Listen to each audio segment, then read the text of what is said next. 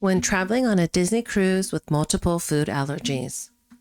Once you book your exciting Disney cruise vacation, log into the website and view your cruise details. Scroll down and here you can make special requests and special services.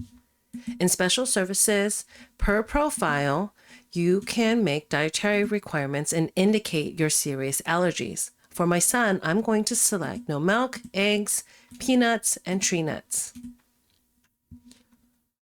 Also, I'm going to select my husband's profile, and I am going to indicate that he needs distilled water for his CPAP. But as you can see, they provide many services for mobility, service animals, oxygen, hearing, visual, medical equipment, and also dietary requirements. And then in special request, this is where you can put your dietary preferences. So I'm going to select my husband's profile, and here he is not allergic to milk, but he is lactose intolerant.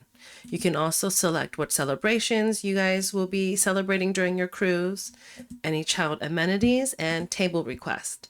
Here, I like to select near a window, but they also have the options for a quieter location, near a screen, at a private table, or even in the center of the dining room. Well, I hope that this has been helpful in your planning for your next Disney cruise. Thank you.